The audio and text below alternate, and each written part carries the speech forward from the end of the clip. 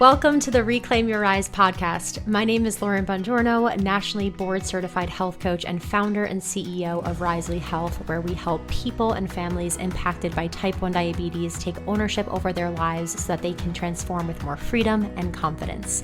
Everyone has a different reason to be here. You might be seeking knowledge, support, or community, but at your core, I know that you long for something deeper. You're here for transformation. And that's what the Reclaim Your Rise podcast is all about.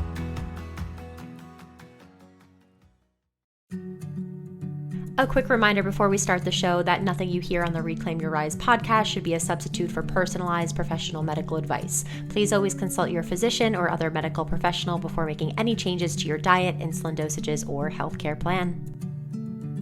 If you're someone who is currently feeling exhausted and terribly frustrated by your diabetes physically and emotionally, and you have a feeling that if you just had better support and a better tool set and roadmaps, that it could be incredibly transformational for your health and your entire life, I'm really excited to share that we are currently open for enrollment for our first Decide and Conquer group coaching cohort of 2024. If you don't know, the DCB is Risely's 12-week signature coaching program for women with type 1 diabetes who are feeling discouraged and isolated and overwhelmed and are craving more confidence and empowerment in their lives with their numbers and mindset and all of it. We've had over 400 women graduate from this program over the years, and they all were once where you're sitting literally right now on the sidelines listening to me talk about the program or listening to stories of other people change their lives, wondering if that it's possible for themselves to do that too.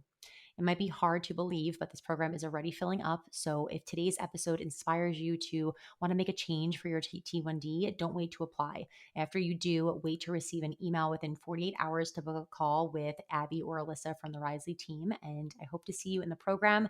And who knows, maybe even one day have you as a podcast guest inspiring others with your transformation. We have a great holiday episode in store for you today, but two quick announcements. The first one being that we have a free PDF guide that you can download in the show notes. It is the T1D Holiday Survival Guide with 3 essential tips for reclaiming the season with type 1. What is in there is not repeated in this episode, so there's some just extra things that you may want to check out. Secondly, we are just a few weeks away from starting our 15th cohort of our signature group coaching program for women with type 1 diabetes. The Decide and Conquer group coaching bootcamp is how do you describe it? It is education, it is community, it is transformation. We've had over 400 women graduate over the years, and it is really for you if you are looking to go from isolated and overwhelmed to supported and empowered with your diabetes.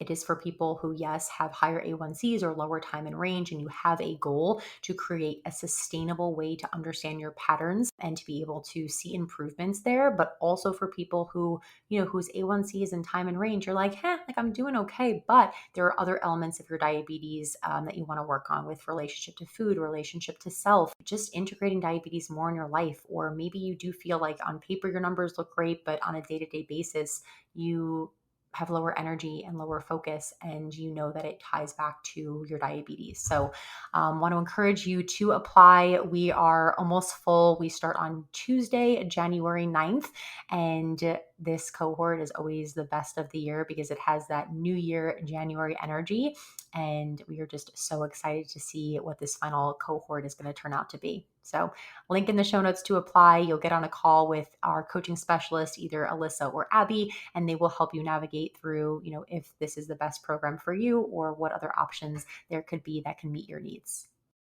Hello, everyone, and welcome back to Reclaim Your Rise. So the day this episode airs, it will be Tuesday, December 19th, which means that Hanukkah has started, Christmas and Kwanzaa are right around the corner, and New Year's Eve will be here before you know it. So it only felt right to put out a holiday episode around navigating these next few weeks leading into 2024 with type 1 diabetes, because you and I both know that travel and parties and more alcohol and stress, like those are just things that are a lot for just, people without diabetes, but then you add diabetes on top of it, and it is a different experience for sure, whether you have it or even if you are a parent to a child with type 1. So we're going to be just talking about it all today. And I want you to look at this as like a as a pause, right? Because the holiday season has already started, especially if you're in the US. You had Thanksgiving at the end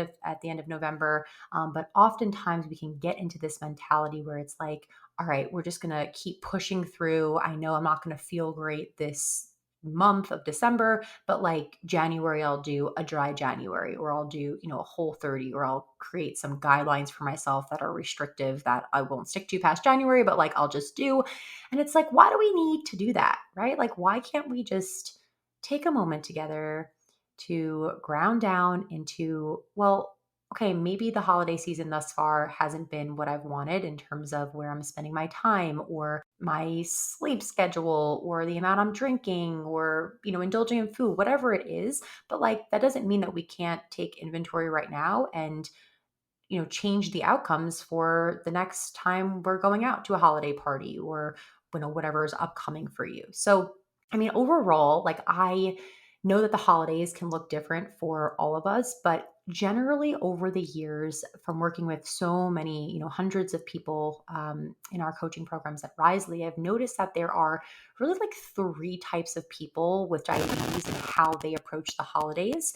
So we're going to run through that together. I'm curious to hear like which one you identify with the most. And then I'll also at the end just share some kind of like one-off tips. I think I wrote down like 5 of them that I find really helpful for managing blood sugars during this season, and also just like feeling good and not just like so tired and sluggish and inflamed in my body. So I'll share those with you. And before we do though, I do want to share a little bit of a hot take.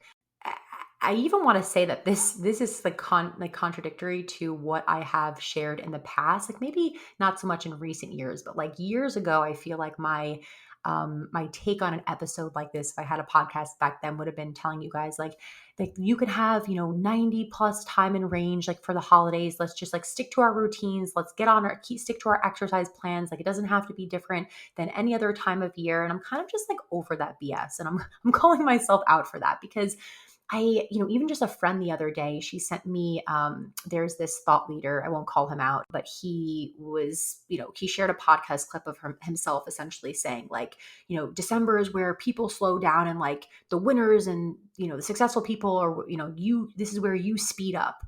And I feel like that mentality can seep into the nutrition and health and wellness world as well, where it's like, let's do the diet now, and let's, go to the holidays and not eat this and not eat that, so you still feel good in it and you're not deviating from your plan. And it's just like, I don't know, it doesn't feel good. It feels forced. It feels like something that I would want to like rebel against and not stick to, and that I would like let myself down. I think that there's a balance. Like, balance it is hard, but I think there is a middle ground between, feeling terrible this month and waiting for January to quote unquote like start over, or end, like sticking to your exact routine and not deviating from it at all, and then focusing so much on that you're missing out on like being present with family and friends and not enjoying yourself. So, my hot take is really like, there's not pressure. Like, there's nobody telling you that like you need to have 0 blood sugar spikes throughout these next few weeks, that you have to have 100% time in range. Like, that is not the goal, and that also doesn't equate to happiness. I can tell you that with certainty. There's no prize that you get from it. All you're really going to feel is like, oh, how can I keep this up? And like, that's a lot of pressure too to put on yourself. And so focus on the goal being to enjoy, to be present, to get curious about how you want the holidays to feel for you, and also like how can you feel good, right? And not like you're on a blood sugar roller coaster. I was just looking at my notes here, and my cue and my note for talking about what I just shared was hot take, no hardo. Like, what is that, Lauren? But I think I was referring to, yeah, like some people that are just seem like just so like, hardcore around this time of year. And it's like, we don't need that energy. Like, we can be merry and bright without like killing ourselves in a CrossFit gym. Okay. So let's operate from that foundational principle moving forward for the rest of the conversation, and take the pressure off, and let's get curious about the holidays have been for you in the past. I'm going to share these now 3 types of people who I've seen go through the holidays, kind of like archetypes, if you will. And as we're going through them, know that I'm sharing them with you so that you can self reflect. And because it's helpful to understand your tendencies, and even imperative to understand those tendencies in order to know where you need to put attention into. Three types of people. Person A, here we go. This is what I like to call the 20% type. This is where you may feel like holidays fall into that 20% of my time bucket. This is also where like vacations fall, maybe going out to dinner falls. It's kind of like this, screw it mentality.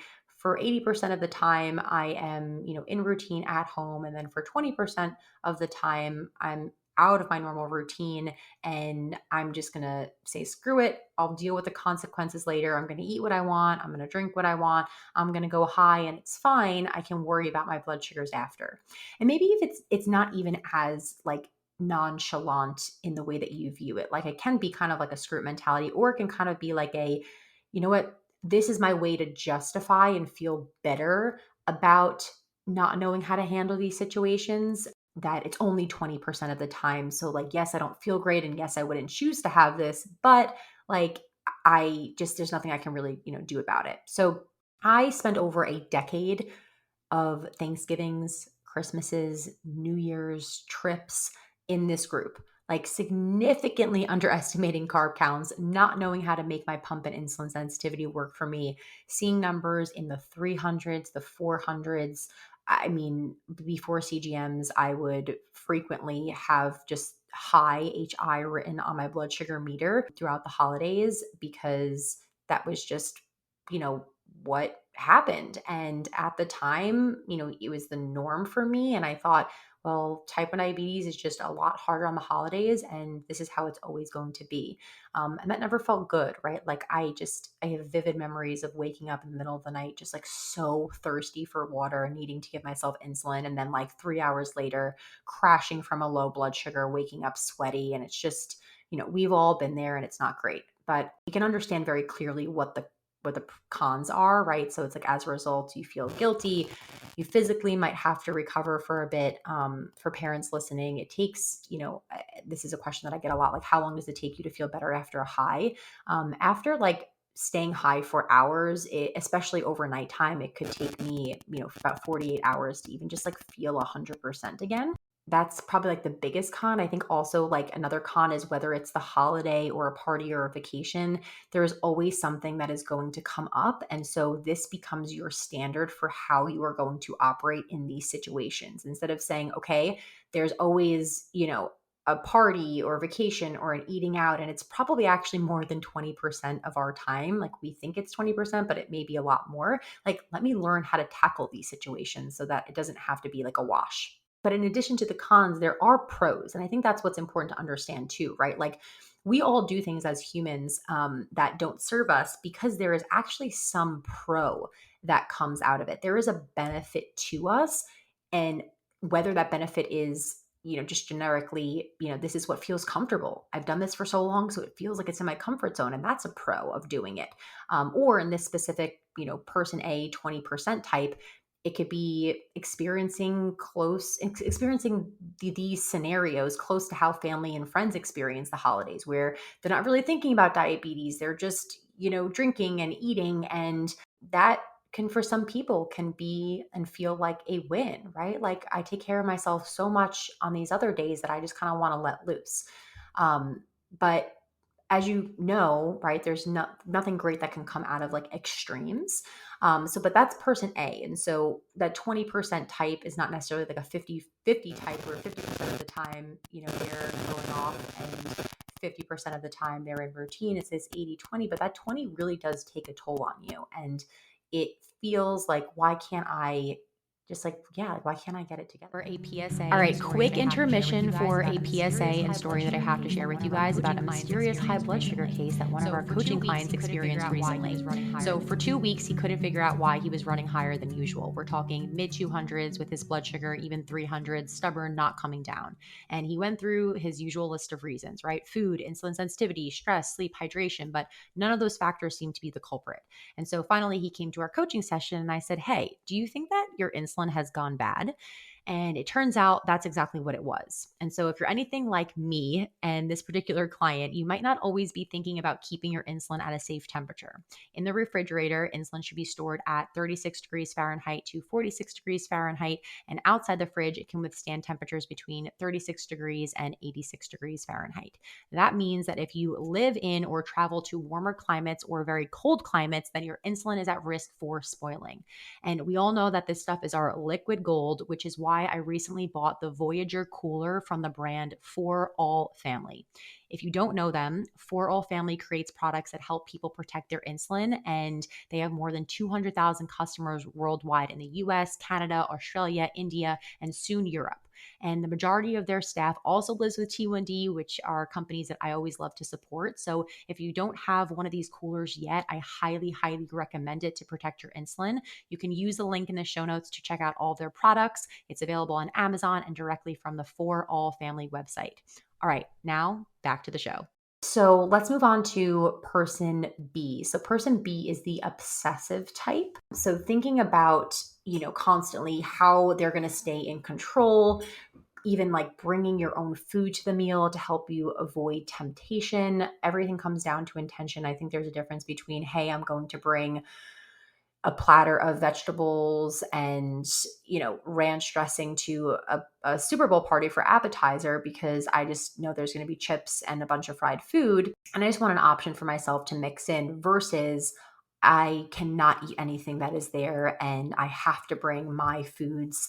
And I don't want to be tempted and I just need to stay on the plan and stay on routine, right? There's a difference. But overall, the obsessive type is kind of the person who's like doesn't want to deviate from their how they navigate their normal day. It could be a fear of weight gain. It could be a fear of having too much insulin on board, fear of just not being perfect, right? Like fear of deviating from the progress maybe they've made in terms of blood sugars or physique, whatever it may be.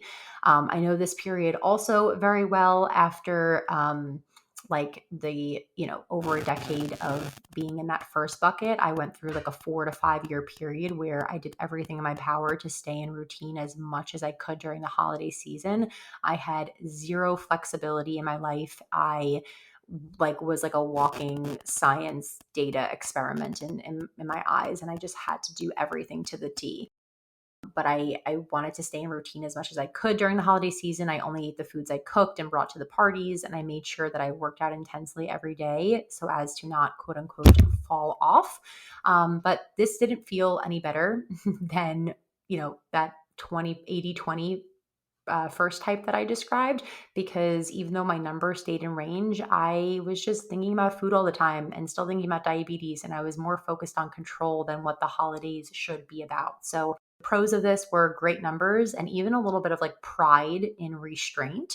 The thought that would pop into my mind often was if I could just make it through the going out to dinner without touching the bread, like that would feel so good at the end of the day. And, that can be something that you can relate to too. But the cons of this, there's so many more cons. The cons are you're not present, you're not enjoying the food, you're not really celebrating. There's so much stress and anxiety in anticipation of the event. Diabetes is in the driver's seat versus you being in the driver's seat. And you're just more set up to fail more, like you set yourself up to fail more if you do have a cookie or you do break, quote unquote, your rules, because then you trigger to your mind, oh my gosh, I slipped. And then you're going to like maybe not just have one cookie. It's going to be like, okay, now I'm just going to eat everything, screw it, and I'll fix it tomorrow. So that is pretty much the obsessive type, person B. And then person C is what we like to call the disappointed type. And even though the name sounds kind of sad, I think that this is the like middle ground phase to be in my opinion. And it is actually a really good sign if you're here because it means that you're moving in the right direction. What I mean by this is that this is the person who is trying, but doesn't know why they can't get different outcomes or like why they weren't able to implement things differently, or they're feeling stuck in old habits, meaning they understand that how they've been experiencing the holidays in the past is not serving them, and so they're going in with the intention of changing things.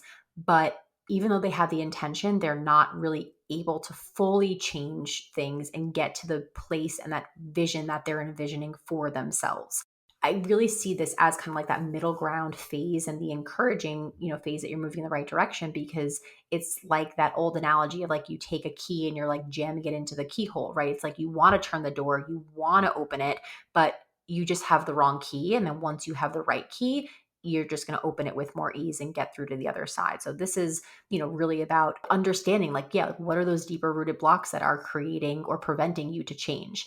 So the pros of this is you want to have the freedom and flexibility to eat what you want at parties, and you're actively trying to figure this out. The cons are that you feel defeated and you feel stuck and like you'll never get there. And there can also be a level of shame of that, like not wanting other people to um like know what's going on in your head and just know where you're at with diabetes, because you're like, I just don't understand why I can't, break through whatever challenges are blocking you. So the ideal overall that we want to strive for is finding the balance between listening to our bodies, enjoying ourselves, honoring the fact that we have diabetes, and there are, a couple different things that we just have to do differently, and we can't just, if we want to feel good, we can't just eat whatever we want, right? But there are strategies to allow you to do more of that, while staying, in a blood sugar range that feels good for you. So reflect back on those three different people, kind of feel out where you are now. Even send me a message on Instagram at Lauren_Bongiorno. Let me know if that resonated. But just want to wrap this up with kind of like 5 things to keep in mind overall for the holidays. So the first one is to ask yourself what has happened in the past. This is so key. We have to look back in order to really like be more successful at moving forward. So, are you more likely when you go out and it's the holiday season to under bolus? Are you more likely to over bolus? Do you have more lows? Do you have more highs? Do you feel like once you get up there above 200, it's a lot harder to get down?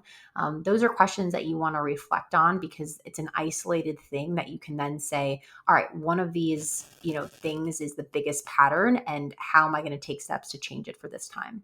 Number 2, set yourself up for success during the day. If you're having like a big afternoon or evening meal, please don't skip breakfast and just drink water all day or coffee going into that big meal. It just makes it a lot harder for your blood sugars to be managed then, for various different reasons. And then also, if you think about like hunger on a scale of 0 through 10, you don't want to go to a meal on a 0 or 1 or 2 or even like under 3. You want to kind of be around like maybe like a 5 or a 6. So feel your body. Number 3, I can probably do a whole episode on this if there is interest. Let me know. But alcohol. I have found success with my relationship to alcohol and working on that, and like working on understanding what role it plays in my life, and especially around the holidays. I am somebody who, you know, didn't drink for many, many years because I just was like, this, I don't feel good from it the next day. I want to be able to go to like a hot yoga class in the morning. Like, why would I drink? And now I don't know, just like a different phase of my life, I'm like, I enjoy like a glass of red wine with dinner. I enjoy, especially around the holidays, like I feel like maybe I have 10 drinks a year, I think. And I would say that a good majority of them happen around the holidays, especially in like the winter time. I don't know. It's just what I'm drawn to. And at the same time, like I have a relationship with it where it's like when I'm drinking, I don't feel like I need to have 2, 3, 4, or 5 drinks. I'm having like a glass of wine, like maybe 2. And that helps me still feel good, with my blood sugars overnight, and then also in the morning time the next day, where I'm not like totally just like taken out for the count for the whole weekend. I also should say I do love a good like salted rim spicy margarita. So any margarita lovers out there, I'm with you on that, not just wine. But okay, so that's number 3. Number 4 is going into the meal at a lower number. So getting that pre-bolus on board, getting that insulin on board. If you have a fear of lows, this is something that can block you from doing this one. And then going to the root issue, which is the fear of lows, is something that like you want to specifically address and work on. And then the last tip, this is something I gave on last year's podcast around the same time that was helpful for people, which is taking a shot of apple cider vinegar. You can put like 2 tablespoons in maybe like a fourth of a glass of water. Doesn't taste great. Chug it down. 15 minutes before you eat a high carb meal. I'll do this sometimes with pizza, with pasta at home. I don't really bring that ACV shot to me with me to restaurants or, when I'm out. But yeah, my family hosts a lot of holidays though, and I feel like always have apple cider vinegar around. So I feel like I have done it outside of my house. But those are kind of just like some very quick tips you can think of as you're going into the rest of the holidays. So let's pause there. How are we feeling? I hope that there was some kind of takeaway that you can use moving forward for the rest of the month. I really hope that everyone enjoys the holiday week and is just able to have some downtime and relax and don't feel like you have to have your whole life and whole of 2024 figured out in the next few days. Just be present and enjoy. And tune in next Tuesday on the 26th because I am going to be releasing an episode on my New Year's goal setting and like my process for doing that. And I'll also share my word of the year for 2024. This process has evolved for me over the years, but reflecting on the year and creating the vision for myself for, the upcoming year is something that I've been doing, I think since 2017, I want to say. And I really do feel like we all have the power to manifest and create the lives that we all dream of. And it starts with things like this. So tune in next week. It would be a great thing to listen to if you're planning on doing like a vision board or any kind of journaling. It'll give you some prompts and ideas. But for now, I'll leave you with that. Thank you so much for tuning in. I love you all, sending you a huge hug, and I'll see you next time. Thank you so much for being here with me today and listening to this episode of Reclaim Your Rise. To let us know that the episodes we're putting out are impactful and to help us get our street cred up and let everyone else know that this is something worthy of their time to listen to, please leave a rating and review on our Apple Podcast, send the show to other people impacted by T1D or maybe even your doctor, and share it on social media tagging @Risely Health and @Lauren_Bongiorno. New episodes of Reclaim Your Rise come out every single Tuesday, so make sure you are subscribed to the podcast so that you never miss a beat. Thanks again for listening, and as always, remember, diabetes is a challenge that we did not choose, but one that we can rise above.